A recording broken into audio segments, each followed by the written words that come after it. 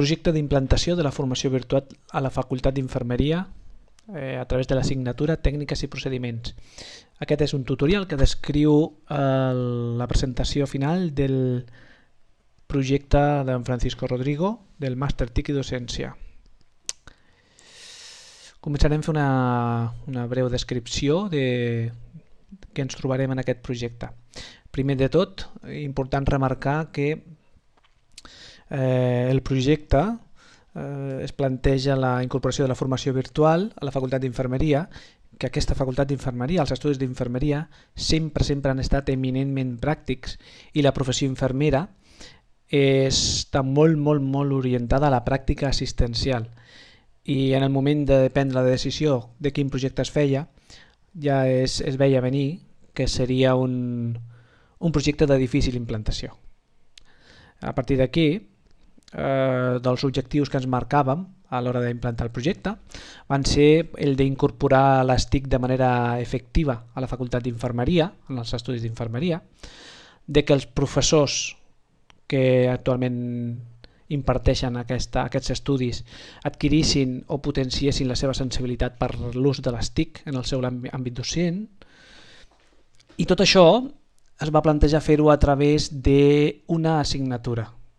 L'assignatura que es volia desenvolupar era l'assignatura que es diu Tècniques i procediments. És una assignatura que es cursa, els estudiants la cursa quan estan fent segon de grau. Un dels propòsits del projecte també era que aquest projecte havia de desenvolupar-se amb els recursos disponibles, sobretot amb la plataforma Moodle que té instal·lada actualment aquesta facultat. Amb aquests 4 principis bàsics vam començar a tirar cap endavant el projecte. Primer de tot el que farem és una lleugera contextualització del que és la Facultat d'Infermeria. La Facultat d'Infermeria té des de l'any 1987 impartint aquests estudis. Van començar quan abans eren practicants, llavors van passar a infermers, llavors a diplomats i ara a grau. Actualment tenen 510 estudiants cada any, dividits entre els 4 cursos acadèmics que està distribuït als estudis. Cada curs té 64 crèdits ECTS, que fan un total de 240 crèdits. D'aquests 240 crèdits, tal com havíem comentat, 78 són eminentment pràctics, és a dir, els estudiants estan cursant la seva part teòric, presencial en format aula, en diferents metodologies que explicarem a continuació, però d'aquestes 78 hores són realitzables en la pràctica assistencial directa en centres de treball, hospitals, centres d'atenció primària, ambulatoris, segons l'especialitat. Tal com hem comentat, fan servir actualment, des de la implantació de Bolònia, diferents metodologies, pràctiques a l'aula, classes expositives, aprenentatge basat en problemes, seminaris amb grups reduïts, sortides de camp i llavors el que comentaven, pràctica clínica. A banda d'això, per facilitar d'alguna manera la feina docent, disposen d'una plataforma Moodle accessible a tots els docents i a tots els alumnes, però com veurem més endavant, l'ús que se'n fa d'aquesta plataforma creiem que no és, vull dir que no es treu tot el profit d'aquesta eina. Passem a la justificació del projecte. Primer de tot, com hem comentat, les TIC, les tecnologies de la informació i la comunicació, a la Facultat d'Infermeria no es fan servir de manera eficient i no es treu tot el profit dels recursos que tenen disponibles. Bàsicament, Moodle és una eina de comunicació. Allà els alumnes tenen a disposició enquestes de satisfacció, quan han de realitzar una pràctica, els diferents torns de pràctiques, en quin torn de pràctiques estan ubicats, el llistat de difusió d'estudiants per seminari. Bàsicament és una eina de comunicació. Això per un costat. Llavors, per l'altre costat tenim el tema de l'assignatura que volem desenvolupar per incorporar les TIC en la Facultat d'Infermeria, que és una assignatura que es diu Tècniques i procediments. Aquesta assignatura actualment està distribuïda en 2 continguts. Tenen un contingut teòric, que el contingut teòric està en format PDF i està penjat a la plataforma Moodle, i llavors han de fer una aplicació pràctica d'aquests continguts. És a dir, l'estudiant s'ha d'estudiar un tema i llavors d'aquell tema realitzar una pràctica de 2 hores. En total l'assignatura consta de 20 temes. 10 un semestre, 10 l'altre semestre. Què és el que sospitem nosaltres? Clar, si cada professor ha de fer un tema i aquest contingut està penjat a la plataforma en format PDF, sospitem que primer que els alumnes no venen a la pràctica amb els coneixements teòrics assolits, perquè no hi ha manera de garantir-ho. Això són les nostres suposicions. Llavors, quan van fer el pla de detecció de necessitats, llavors es va corroborar, però en parlarem més endavant. Llavors, per segon tema, és el fet que 20 professors preparin 20 temes diferents. Aquí de ben segur que hi haurà varietat de formats, varietat de definició d'objectius, bibliografia, en fi, que vam creure una oportunitat idònia per estimular als professors i a l'equip directiu la incorporació de les TIC a la Facultat d'Infermeria a través dels beneficis que podríem aportar amb aquesta incorporació en aquesta assignatura en particular. Quins van ser els nostres objectius? Primer de tot, garantir el coneixement dels continguts teòrics dels estudiants que ha de fer aquella assignatura quan realitzin la part pràctica. És a dir, tu vas a fer una pràctica, tu necessites primer adquirir els coneixements teòrics. Què passa? Que si tu no t'has estudiat aquell contingut i no has realitzat una sèrie d'activitats per demostrar que veritablement tens assolits aquests continguts, quan tu vas a la pràctica fas anar malament a la gent que sí que s'ho ha estudiat, perquè les hores destinades a la pràctica són per practicar, i mai millor dit, aquell contingut, i no per tornar a explicar el contingut teòric per llavors realitzar la pràctica. Es perd temps. I això és el que sospitàvem. Com volem garantir el coneixement dels continguts teòrics? A través de la incorporació d'un tutor virtual. Segon objectiu, incorporar les TIC en el grau d'infermeria de manera eficient, treure el màxim profit d'aquells recursos TIC que tenim a disposició, dels que tenim, no cal incorporar de nous. Llavors, què volíem garantir també? Els continguts teòrics en format multimèdia. Jo penso que a dia d'avui, amb els recursos que tenim disponibles, no és viable o no és del tot ideal presentar contingut en format PDF. Te pots trobar PDFs de 20 pàgines i dificulta molt aquest estudi. I l'últim objectiu que ens vam plantejar va ser el d'augmentar l'interès per les TIC de tant dels docents com dels alumnes. Molt bé, vam començar la fase d'anàlisi de necessitats. Què i com vam analitzar? Primer de tot, hi havia un material existent. Ja teníem, tal com hem comentat, hi havia 20 professors que havien preparat 20 continguts. Nosaltres vam triar 5 temes d'aquests 20 i què vam analitzar? El contingut en si hi havia presència d'activitat avaluativa, és a dir, si l'alumne havia de fer alguna activitat per mesurar el seu grau de coneixement, i per últim, si aquell contingut estava adequat a la formació virtual. Referent a l'alumnat, també vam creure oportú analitzar i bàsicament eren dues orientacions. 1, les habilitats digitals que tenien i 2, el coneixement que tenien de l'entorn Moodle.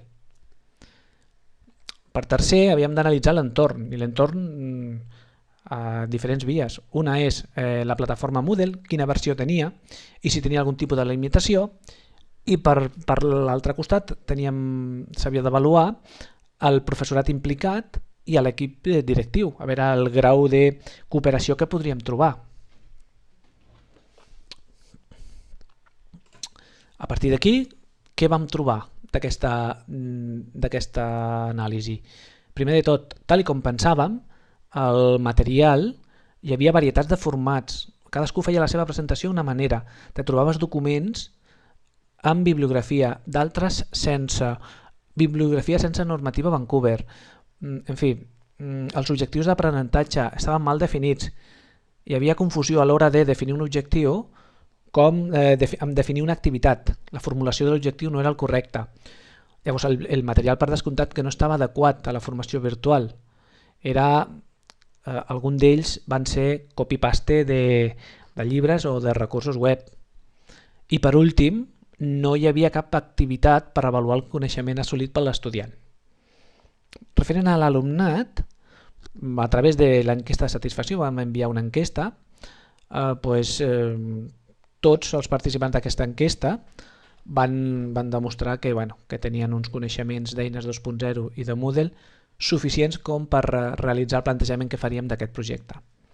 Per últim, referent a l'entorn, la versió de Moodle era la 2.2, no tenia cap mena de limitació i la implicació de l'equip directiu va ser total i del professorat implicat i de l'alumnat que es suposava participaria en la prova pilot, també tot moment es va tenir una acollida molt important. Com van realitzar aquesta anàlisi de necessitats? Primer de tot del material a través d'un checklist. Es van marcar una sèrie d'indicadors que havien de contenir aquest material i es anava fent l'avaluació. A través de l'alumnat, ja ho hem comentat, a través de l'enquesta de satisfacció, i de l'entorn Moodle, bàsicament va ser un testeig de la plataforma i entrevistes personals presencials o via telefònica amb l'equip directiu i l'equip docent i l'alumnat. Quin va ser el plantejament que vam triar un cop feta la valoració de necessitats? Primer de tot, hem de fer un contingut adaptat a la formació virtual. Ha de ser un contingut estandarditzat, multimèdia, amb un entorn de navegació intuïtiu, que s'incorporin activitats d'avaluació del coneixement, que incorpori sobretot la tasca d'un professor virtual. Per últim, la utilització de recursos ha de ser dels ja disponibles, la despesa ha de ser despesa zero. En les èpoques en què estem no seria tolerable un augment a nivell pressupostari. I per últim, el plantejament, i que teníem claríssim que havia de fer, era realitzar una prova pilot. Vull dir, no serviria de res desenvolupar aquest projecte sense una prova pilot i sense la validació que suposaríem tindria una prova pilot. Vam començar amb el disseny.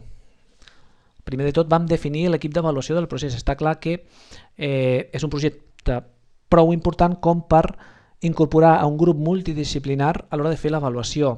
Vam incorporar professors, alumnes, professionals externs.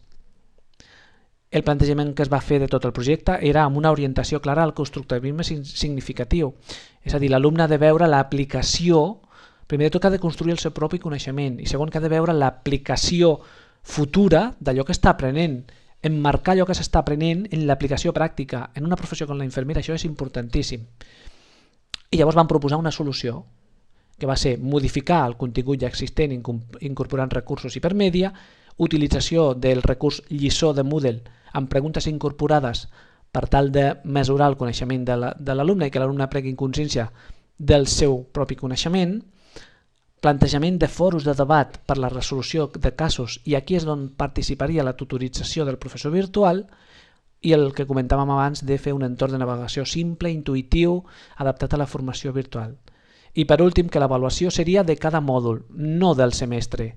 És a dir, tu no podràs fer la pràctica d'un contingut si primer no l'has aprovat. A la fase de desenvolupament, a remarcar d'aquesta fase, què és el que vam trobar? Primer de tot, en un principi havíem plantejat diferents tipus de títol de l'entorn de navegació a la primera pàgina de Moodle i ho vam haver d'unificar i distingir els títols que eren informatius o de gestió i els títols de purament d'aprenentatge.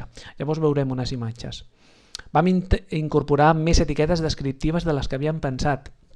Vam considerar que la informació no era suficient com per treure tot el profit de l'acció formativa. En un principi havíem plantejat incorporar un plan docent únic. Vam haver d'incorporar dos per descriure un primer del general de l'assignatura i un específic per a aquesta prova pilot. La bibliografia de cada contingut teòric en un principi l'havíem posat dins de la lliçó de Moodle, però vam creure oportú posar-la fora per facilitar el seu accés.